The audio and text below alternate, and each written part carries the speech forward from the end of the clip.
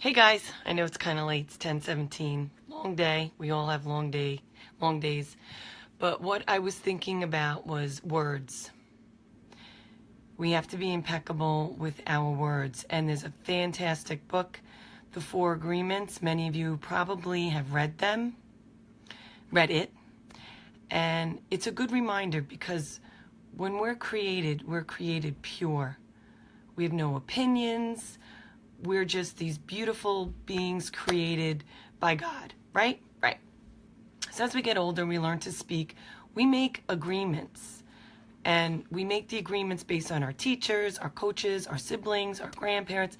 They tell us things, their opinions, and they mean well. They always do. And somewhere along the way, we agree to these agreements, and it becomes our book of law. So if we break the agreement, we feel guilty and we judge ourselves and we beat ourselves up.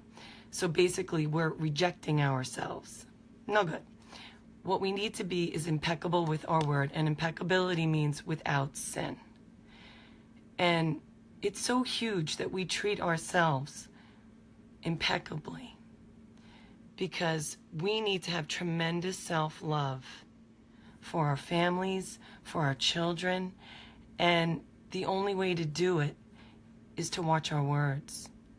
Gossip's huge. Who doesn't want to hear the juicy gossip and pass it on? But that's spreading poison, and we're putting poison in us. So we really need to be mindful of that. It's kind of hard sometimes when you're in the gossipy situations, especially with work. And one of the best things to do is say, you know, so-and-so isn't here, so maybe we shouldn't talk about them. Or, that doesn't sound like them. I'm a big believer in, let's give them the benefit of the doubt, because that doesn't sound like so-and-so. Maybe something's going on with them.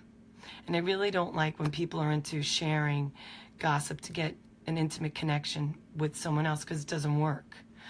The book, The Four Agreements, has 4 stages to get you back to you, which is be impeccable with your word, never make assumptions, always do your best. I never remember the other one. I actually have to look. How sad is that?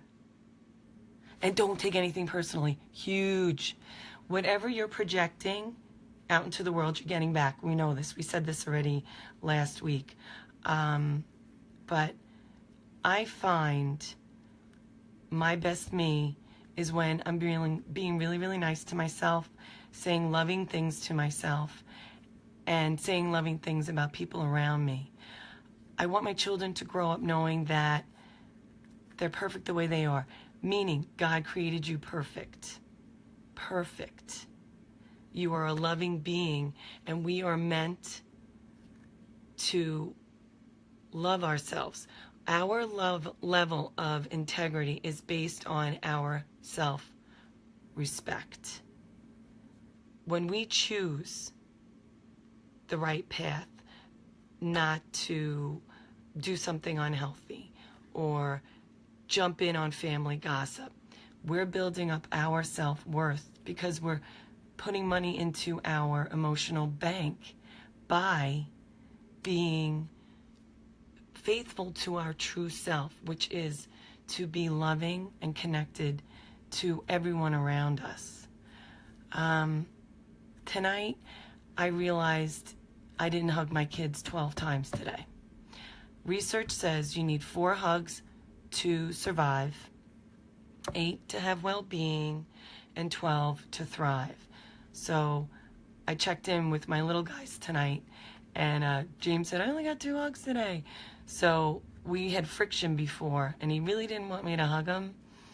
And I just kept hugging him, and I'm so glad I did, because I never like to leave anyone in a bad state.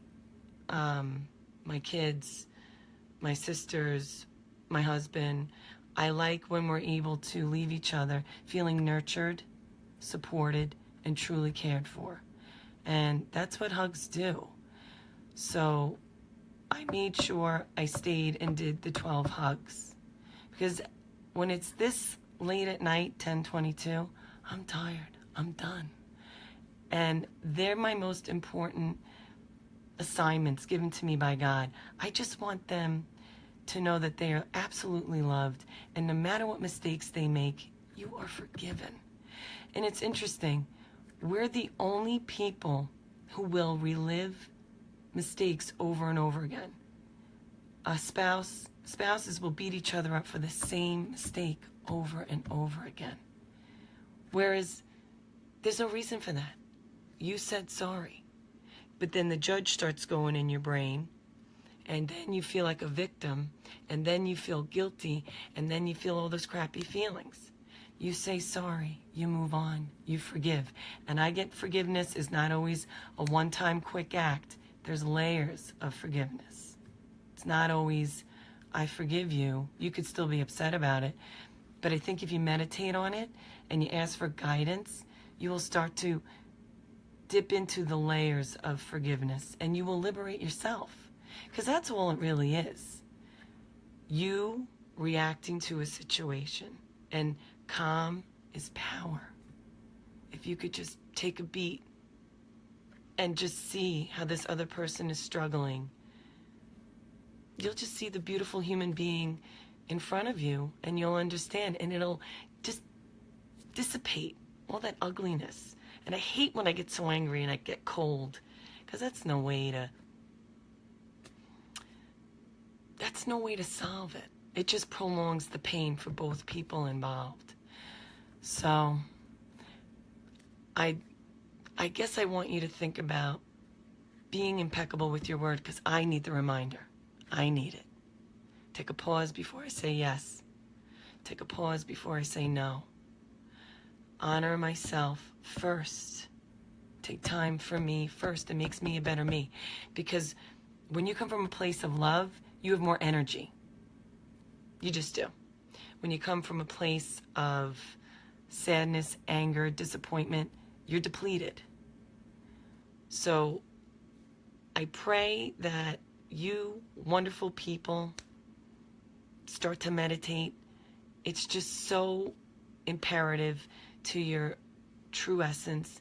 It's your connection with God. It's your time with God. And He will always, always guide you in the right direction. Thank you very much. I love you all. I know I was late tonight, but I was really nervous about today. I hate that.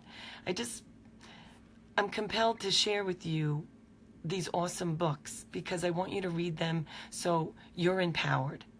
Because all of us are here for a special purpose, and we want to make sure that we fulfill that purpose because we are worthy. I love you. Thank you. Mwah.